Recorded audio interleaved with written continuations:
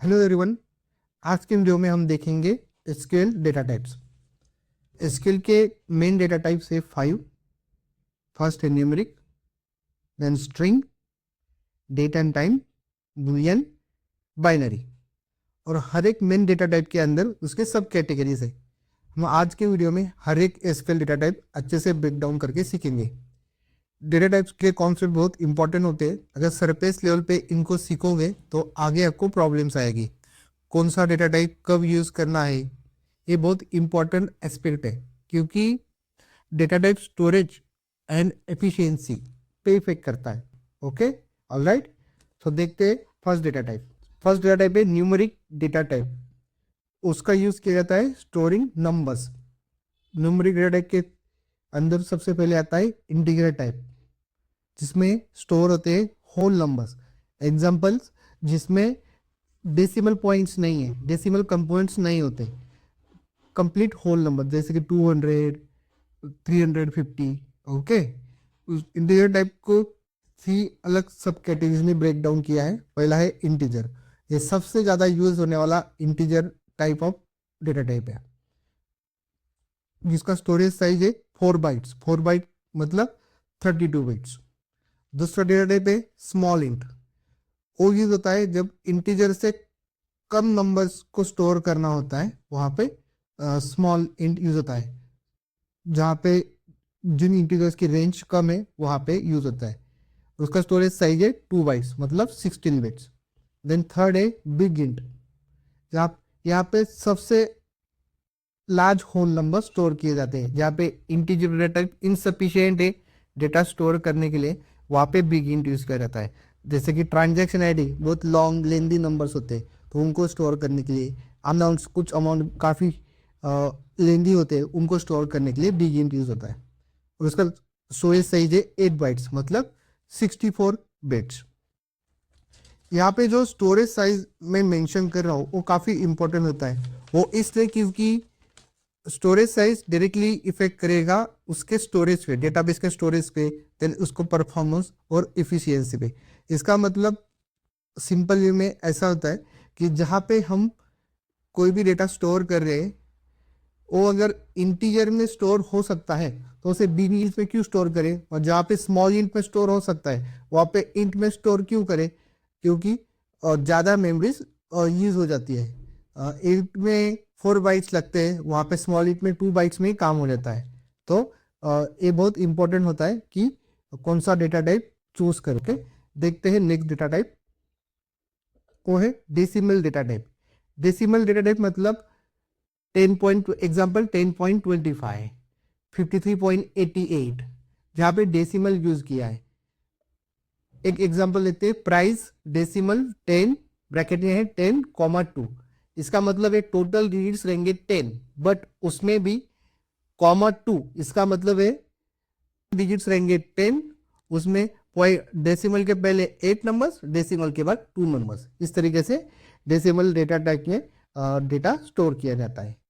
तीसरा data type है float data type. ये जनरली यूज किया जाता है जहाँ पे डेसिमल के बाद कितने नंबर्स है या फिर डेसिमल के बाद कितने नंबर स्टोर होंगे, ये हमें क्लैरिटी नहीं है। Most of the time scientific notation जो होती है वो स्टोर करने के लिए इसका यूज होता है। एग्जाम्पल 3.14, 12345.678, 0.000567 या फिर 12300.0। ओके, सो क्लैरिटी नहीं है कि डेसिमल के पहले कितने नंबर रहेंगे, डेसिमल के बाद कितने नंबर रहेंगे। ऐसे सिनेरियोज में फ्लोट डेटा टाइप का यूज किया जाता है। देखते हैं नेक्स्ट डेटा टाइप। नेक्स्ट है स्ट्रिंग डेटा टाइप, जो यूज किया जाता है टेक्स्ट को स्टोर करने के लिए। स्ट्रिंग में 2 टाइप्स है मेनली, एक फिक्स लेंथ, दूसरा होता है वेरिएबल लेंथ। तो हम सबसे पहले फिक्स लेंथ और वेरिएबल लेंथ क्या होता है उसे अंडरस्टैंड कर लेते हैं, देन उसके अंदर जो डेटा टाइप्स है उनको ब्रेक डाउन करेंगे। ओके, सो स्ट्रिंग में 2 मेन टाइप्स है, फिक्स लेंथ और वेरिएबल लेंथ। सबसे पहले आप एग्जाम्पल समझने की कोशिश कीजिए। फिक्स लेंथ में क्या होता है, लेंथ फिक्स कर दी गई है, मतलब कैर 5 जो भी स्टोर होगा वो 5 स्पेसेस तक स्टोर होगा। ओके, बट अगर हम कैर 5 डिफाइन करने के बाद भी अगर उसमें सिर्फ हाई स्टोर कर रहे हैं तो हाई के सिर्फ 2 ही कैरेक्टर्स हो गए और बाकी के 3 ब्लैंक स्पेसेस रहेंगे। वो जाएगा उतना मेमोरी। क्यों? क्योंकि फिक्स लेंथ है और फिक्स लेंथ की खासियत ये होती है जो डिफाइन किया है उतने कैरेक्टर्स वो यूटिलाइज करेगा ही। जैसे कि इस एग्जांपल में कैर 5 डिफाइन किया, बस स्टोर किया उसमें वैल्यू हाई। हाई सिर्फ 2 कैरेक्टर से, बच गए 3 कैरेक्टर्स, वो ब्लैंक स्पेसेस के साथ में स्टोर हो गए, वो 3 ब्लैंक स्पेसेस यूटिलाइज नहीं होगी। बट उसी तरीके से वेरिएबल लेंथ, अगर हमने डेटा टाइप चूज किया है वेरिएबल लेंथ की खासियत ये है कि वो एडजस्ट होता है। जैसे वेरकैर 5 डिफाइन किया, बट उसमें अगर हम हाई स्टोर करेंगे तो वेरिएबल लेंथ होने की वजह से वेरकैर 5 सिर्फ हाई को जितने कैरेक्टर्स लगने वाले हैं 2 उतने ही स्टोर करेगा, बाकी के 3 नहीं यूज करेगा, वो इससे मेमोरी बचती है। तो ये मेन डिफरेंस है फिक्स लेंथ का और वेरिएबल लेंथ का। सो फिक्स लेंथ में क्या होता है, size of data is always the same no matter how much text you store, और वेरिएबल लेंथ में size of data adjust to how much text you store. Okay, ये main difference है fix length और variable length का। अभी आते हैं main category पे जो कि है फिक्स लेंथ। उसके 2 टाइप से, कैर और एन कैर। कैर जो होता है उसमें जो हम टेक्स्ट स्टोर करेंगे वो स्पेशल कैरेक्टर्स, सिंबल्स, एसेंट्स उनको स्टोर नहीं कर पाता है। इंग्लिश लैंग्वेज में जो भी हम इनपुट दे पाएंगे या फिर स्टोर करेंगे वही स्टोर होगा। अलग जो लैंग्वेजेस है या फिर अलग जो स्पेशल कैरेक्टर्स है, मल्टी लैंग्वेज है, तो को कैर में स्टोर नहीं होगा, वो स्टोर होगा एन कैर में। एन कैर का चार्म ये होता है वो डिफरेंट लैंग्वेजेस जैसे कि चाइनीज, जापानीज, अरेबिक, इनको स्टोर करने के लिए एन कैर का यूज किया जाता है। दोनों में ये मेन डिफरेंस है। Char does not support to multiple languages, example Chinese, Japanese, Arabic, while nchar support करता है डिफरेंट मल्टीपल लैंग्वेजेस को। ओके, देन दूसरा डेटा टाइप है स्ट्रिंग के अंदर वेरिएबल लेंथ। वेरिएबल लेंथ में 2 है, एक है varchar और एन varchar।